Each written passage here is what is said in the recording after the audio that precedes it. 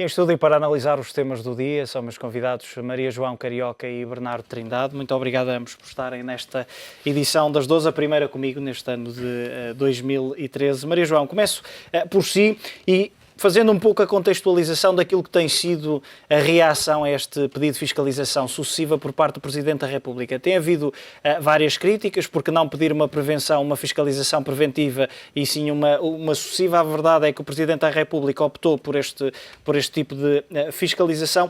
A questão que lhe coloco é, o que é que seria preferível nestes dois tipos de fiscalização? Uma preventiva e, eventualmente, agora poderíamos estar em regime de duodécimos sem um orçamento do Estado aprovado, ou esta fiscalização sucessiva que agora vamos ter que aguardar pela decisão do Tribunal Constitucional?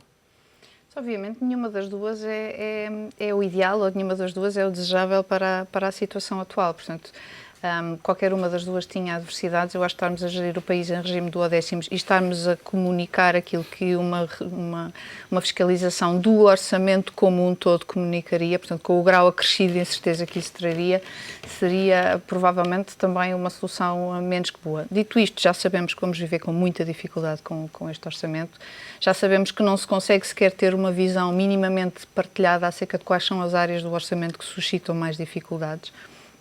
Estamos a fazer um caminho muito curioso, aliás, do passar de haver determinadas normas do orçamento que estão a ser questionadas para estarmos a questionar o orçamento como um todo. E, portanto, neste momento, esta discussão acerca da constitucionalidade ou não do orçamento ou de partes do orçamento tem muito mais a ver com o momento político que se vive do que já com a realidade, creio eu, económica que vivemos e que o orçamento transmite. Portanto, nós não podemos deixar de ter em atenção que vamos estar a fazer uma fiscalização constitucional, portanto, à luz de uma Constituição que ela própria não está bem preparada para lidar com a situação económica atual e com um conjunto de escolhas políticas e económicas que têm que ser tomadas agora. É uma Constituição que realmente tem uma vertente que, em termos económicos, está assente numa leitura das nossas capacidades de dar resposta a direitos adquiridos para o futuro muito maiores e muito mais sólida do que aquela que temos atualmente.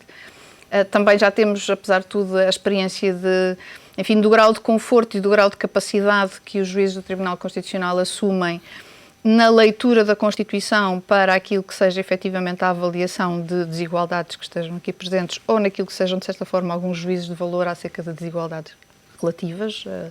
Nós sabemos que, obviamente, estamos aqui a impor sacrifícios complexos. Há uma linha de pensamento que diz que impor esses sacrifícios a quem tem uma capacidade de resposta mais reduzida é mais complicada do que impô-la a quem ainda consegue lidar com eles, mas eu confesso que, pessoalmente, a mim também me custa muito estar a impor aos nossos jovens que tenham que emigrar para dar resposta aos desafios que lhes são colocados cá internamente. Portanto, a minha resposta à sua pergunta é nenhuma destas situações é boa. Nós estamos, de certa forma, a passar a discussão para esta questão de que parte do novo orçamento é que tem capacidade de funcionar ou não.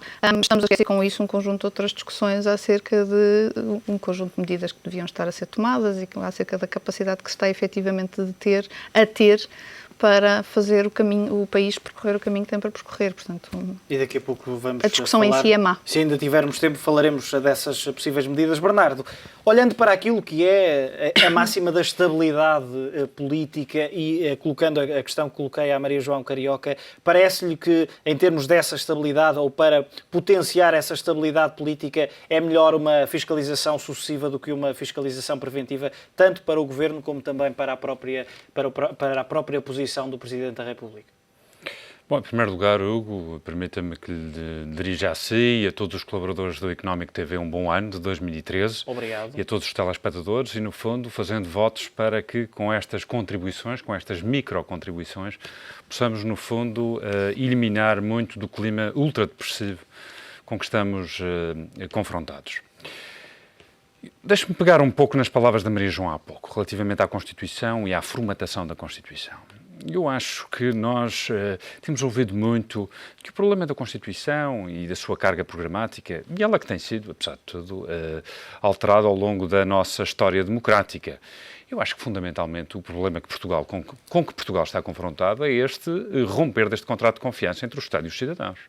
Ou seja, no fundo, perceber que hoje todo este conjunto de medidas que estão a ser fortemente escrutinadas, e acho que este quadro de fiscalização é importante ter em conta, e sobretudo o Governo perceba as suas implicações.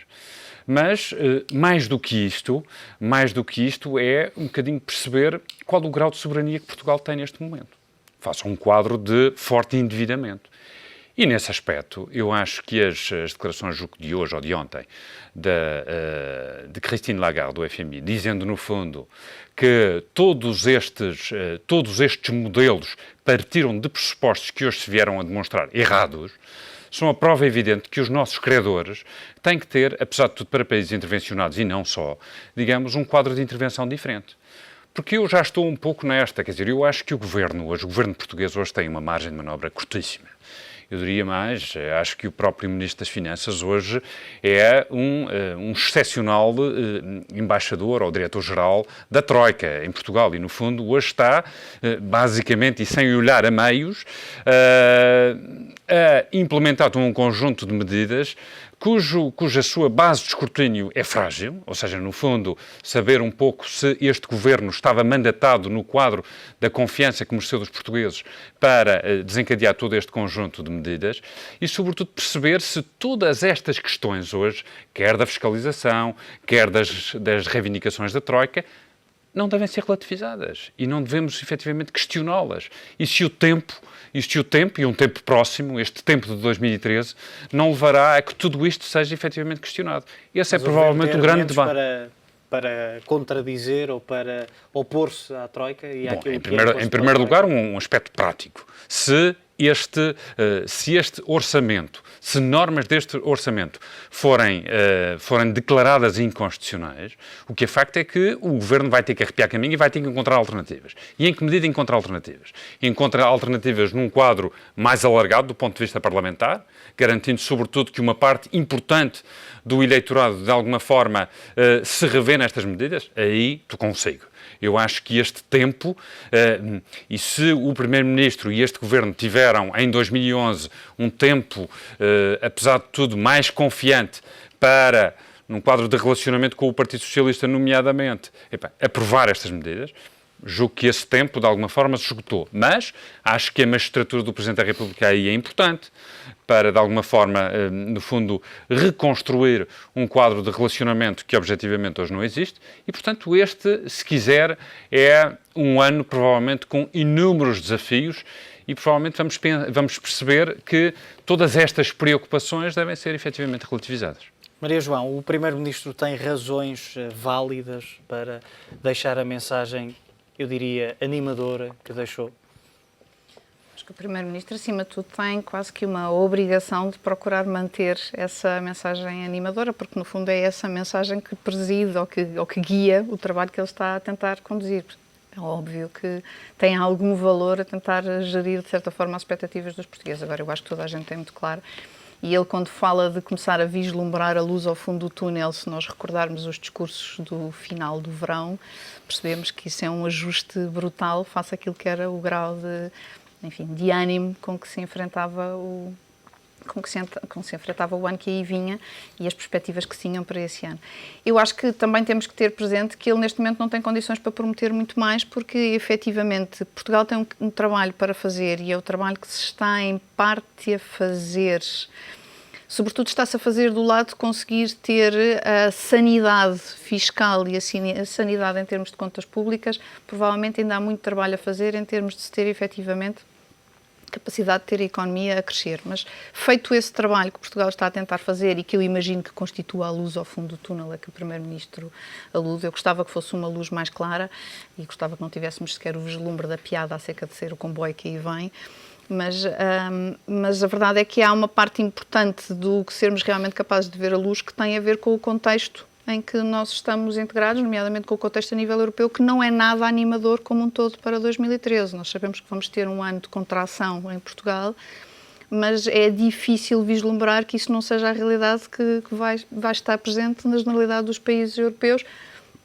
Já veremos, inclusivamente, como é que a Alemanha vai estar.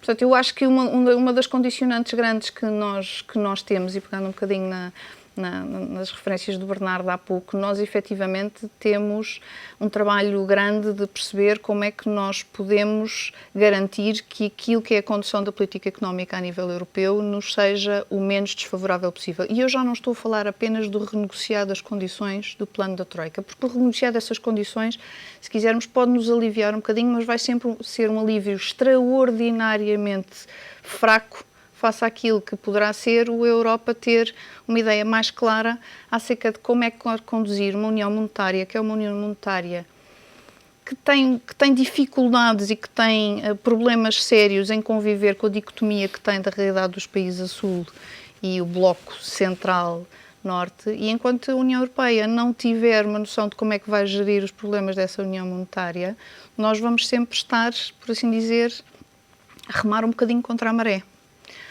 E vamos sempre estar em condições menos que ótimas e vamos sempre estar privados de instrumentos tão básicos como política cambial ou política monetária, num contexto em que esses instrumentos seriam fundamentais para relançar o crescimento, sem o qual, e isto hoje em dia, no outro dia alguém dizia de uma forma que, enfim, nunca tinha pensado, mas que me chamou a atenção, é que isto hoje em dia dizer que se quer crescimento é a mesma coisa que dizer que se quer ser feliz. Eu pessoalmente quero ser imensamente feliz e, portanto, também quero imensamente crescer.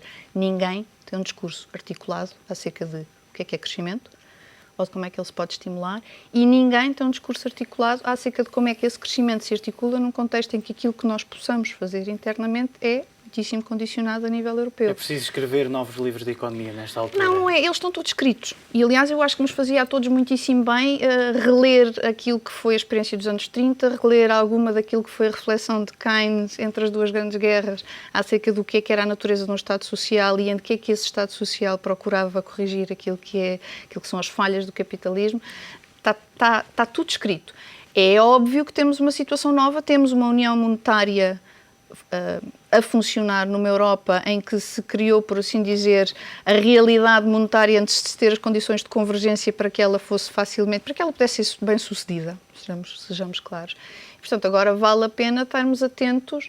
Eu acho que o discurso da senhora Lagarde tem muito a ver com isso, tem muito a ver com reconhecer que procurar apenas a sanidade fiscal num contexto em que o funcionamento da União Monetária não está bem resolvido, não é tudo, pode ser perigoso, pode efetivamente gerar uma espiral, embora o termo espiral esteja aqui a ser usado de uma forma claramente, enfim, é um termo que soa bem e, portanto, usa-se muito, mas já se ultrapassou todos os limites do significado mesmo.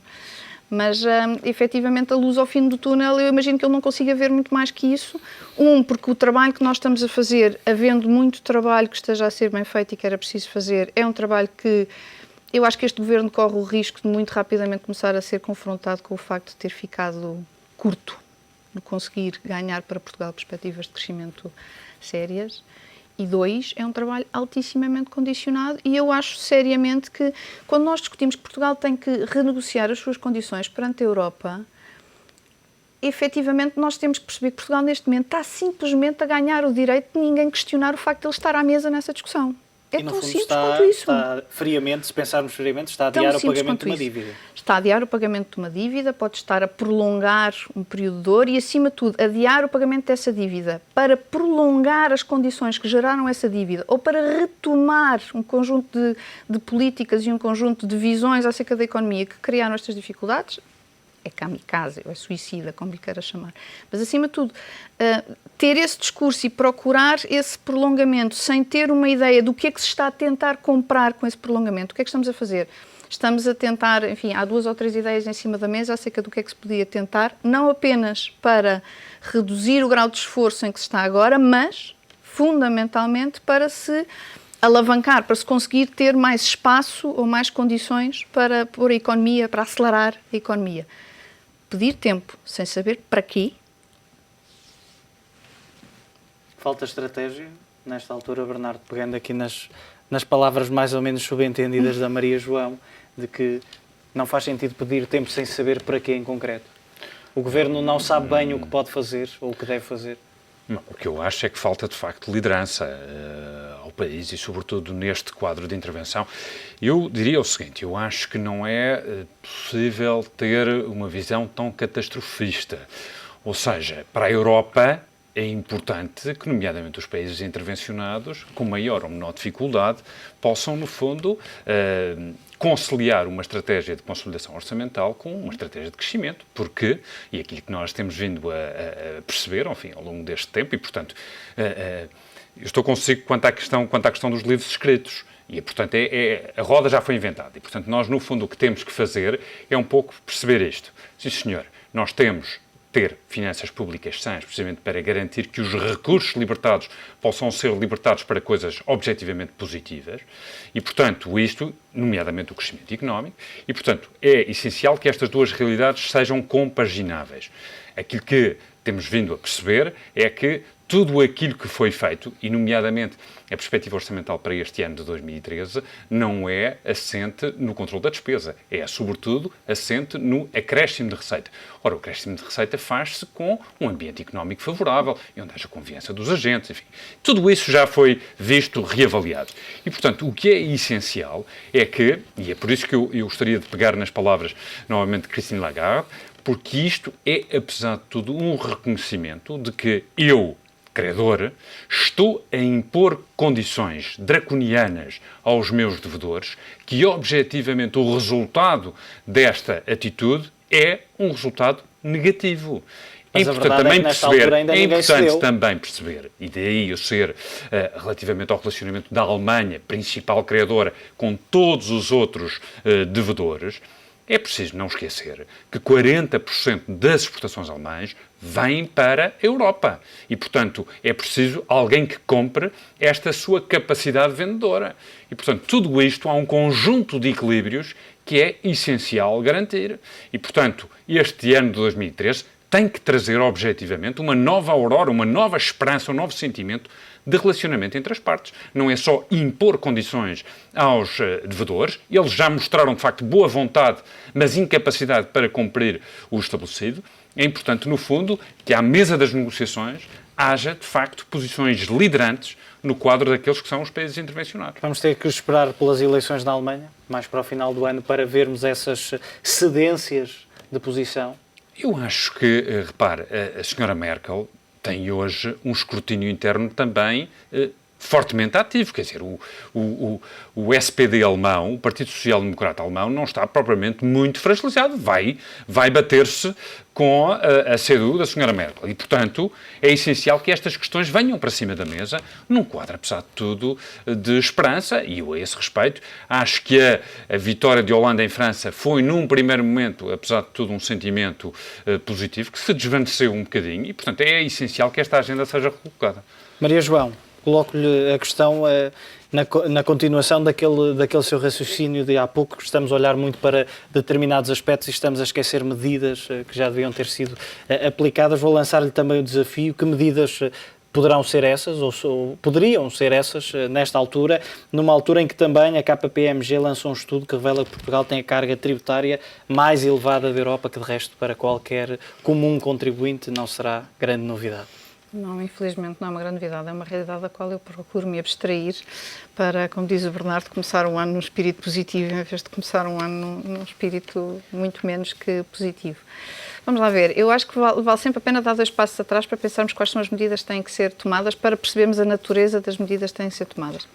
Portugal é um país que, apesar de tudo, tem muitos recursos, tem recursos com muito valor, mas, apesar de tudo, tem algumas limitações no conjunto de recursos que tem à sua disposição. Algumas limitações em termos de recursos naturais, temos alguns com muito valor, mas precisamos de os saber explorar e não somos um país com petróleo ou com algum outro recurso natural facilmente monetizável. Portanto, temos, além do mais, restrições em termos do acesso que temos a ativos financeiros, a capital. Portanto, muito daquilo que é preciso fazer na economia portuguesa tem a ver com o que é que você faz quando tem um acesso limitado a recursos. Gere-os da melhor maneira possível. Certo? Como é que se gera recursos da melhor maneira possível? Garante-se que aqueles que existem são aplicados naquilo que potencia o mais possível a geração de retorno. Portanto, vale a pena termos muito presente que pedir emprestado 100 para produzir 98 é a receita para a desgraça, porque é bom que esses 100 produzam os 104, 103, 105 que permitem pagar e ainda gerar riqueza adicional. Nós passámos a última década a pedir e a gastar sem sequer conseguir financiar crescimento que chegasse para pagar. Se pensarmos, nós na última década crescemos à volta de 1%, financiado a crédito. Crédito esse que não tinha taxas de 1%. Nós queixamos-nos agora imenso das taxas de 2%, 3% que temos em parte do financiamento da Troika, mas nós já há mais tempo nos estamos a financiar acima disso. Portanto, ponto número 1, vamos garantir que temos um conjunto de mecanismos que fazem com que, quando tomamos decisões de investimento, as tomamos da melhor forma. Isso tem a ver com um conjunto de mecanismos de transparência, de rigor na gestão das contas públicas, de algumas soluções institucionais de controlo e de maior controlo para além do ciclo político de um conjunto de decisões, nomeadamente decisões de grandes investimentos que são tomadas e que se pode discutir, aí sim pode-se ter uma discussão, inclusivamente a nível constitucional, sobre qual é, enfim, a validade de decisões dessas tomadas no contexto de um executivo que claramente tem um período de vigência muito inferior ao horizonte temporal dessas decisões de investimento. Até que ponto é que esse é o órgão institucional com capacidade para tomar essas decisões, ou até que ponto é que essas decisões têm que ser validadas. Portanto, um conjunto de mecanismos que Portugal, ao longo dos anos, tem experimentado, tem tentado, constitui, mas depois não põe a funcionar. Portanto, temos essa dificuldade e temos claramente um ponto aí de rigor na utilização daquilo que são os recursos disponíveis, nomeadamente ao Estado. E depois também um conjunto de mecanismos que têm a ver com toda a gente comete erros. Portanto, é óbvio que não há nenhum país que não tome em determinados momentos decisões de alocação de investimento que não são as mais felizes, ou que as diferentes agentes económicos num país tomem decisões que não são as mais felizes. O problema é a capacidade de reverter e a capacidade de, enfim, de honrar os compromissos e de garantir que as coisas voltam atrás quando têm que voltar atrás. Portanto, uma vez mais, há uma série de reformas na justiça, há uma série de reformas em termos daquilo que é a nossa capacidade de termos o nosso tecido empresarial a movimentar-se e a ter acesso a financiamento, que são importantes. Neste último, é óbvio que nós neste momento temos um desafio grande de garantir que a banca efetivamente, dentro do trade-off que tinha de fazer uma capitalização que precisava de ser feita, de ter efetivamente os balanços limpos, porque eu acho que isso é uma daquelas realidades que o nosso grau de capacidade de ver até que ponto é que efetivamente os balanços da nossa banca já estão suficientemente saudáveis para que ela possa recuperar o seu papel de mecanismo de transmissão na economia. Ainda eu não tenho claro que a nossa banca já esteja efetivamente capaz de ter esse papel, e isso, mas para mim, é uma das condições. Ouça, é daquelas que está nos livros. Há pouco perguntávamos se precisávamos de escrever os livros de economia. Não. A crise da década de 30 foi efetivamente uma crise de falência do sistema bancário na sua capacidade de funcionar como mecanismo de transmissão, e eu, honestamente, continuo a ver esse mecanismo de transmissão com muita areia na engrenagem. Eu hoje vi um título num dos nossos diários que dizia que um dos nossos bancos da praça já tinha colocado mais de 20 milhões no financiamento a PMEs. Eu li aquele título 5 vezes, porque não acreditei no número. 20 milhões? Não o número é completamente exíguo. Ou sou só eu que me choco com isto, ou para mim o título era: estamos a falar destas ordens de grandeza quando as necessidades da economia devem ser seguramente várias ordens de grandeza superiores a isso. Portanto, as medidas... Eu detesto aquele discurso que diz que os diagnósticos já foram todos feitos, porque se os diagnósticos foram todos feitos, então nós temos um problema maior, é que somos tontos e não sabemos lê-los. Se calhar o diagnóstico ainda precisa de ser clarificado. Agora, há efetivamente um conjunto de medidas que não é muito difícil de entender que precisam de ser tomadas. Elas têm que ser todas encaradas como parte de um todo, e temos que entender que algumas delas são dificilmente aceites pela nossa sociedade, pelo nosso modelo social. Quando eu discuto uma redução de TSU, há uma dificuldade social em perceber que efetivamente estamos a dar às empresas condições para terem uma atuação, enfim, mais liberta, terem ali algum benefício. Há uma tensão social inerente ao facto de porque é que lhes estão a dar ajuda a eles. Há alguma desconfiança do tecido empresarial português e, portanto, politicamente são medidas que também são complicadas. Nós tivemos essa experiência há muito pouco tempo. Portanto, vale a pena ter presente que muitas das medidas que há a fazer não são claramente comunicadas hoje em dia e não são socialmente fáceis de aceitar. Bernardo, uma última questão, estamos a ficar sem tempo. Já é mais ou menos certo que o Governo vai ter que encontrar medidas alternativas, algumas delas presentes neste Orçamento do Estado que já está em vigor desde o dia 1 de janeiro. A questão que se coloca e que se coloca sempre, pelo menos na realidade portuguesa, é sempre que há um possível chumbo do Constitucional, fala-se, será que este Governo se vai aguentar a este chumbo? Vai aguentar este Governo? Eu não sei, acho que a margem é muito pequena, o intervalo é curtíssimo. É preciso não esquecer que o Sr. Primeiro-Ministro, a fazer fé nas notícias, já por uma vez esteve para, enfim, abandonar o barco, demitir-se, e, portanto, penso que a intervenção aqui, aí, nessa altura, do Presidente da República foi importante. Mas eu gostaria de sublinhar aqui um aspecto, Hugo, e que tem que ver com aquela sua peça da KPMG e da carga fiscal. Eu fiquei até um pouco surpreendido, porque, em função das circunstâncias pressionais, dialogo muito com os países do norte da Europa, a quem atribuía claramente a carga fiscal mais elevada. Mas atribuía, e na medida em que falava com eles, havia, apesar de tudo, alguma tranquilidade. Ou seja, os cidadãos revêem isso na intervenção do Estado. Ou seja, eu tenho uma carga fiscal elevada, mas estou a ver as contrapartidas. E o problema... Sim, dos serviços. E o problema aqui em Portugal é hoje, estamos exatamente no ambiente inverso.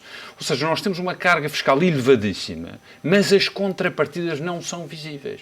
O que é que acontece? Faz com que ambientes como a evasão fiscal, a fuga, enfim, mais ou menos encapacidade, aconteça. E aconteça porquê? Porque eu não me revejo na entidade que tem que fazer uma boa gestão e aplicação dos recursos públicos e aqueles que resultam da minha atividade profissional enquanto cidadão.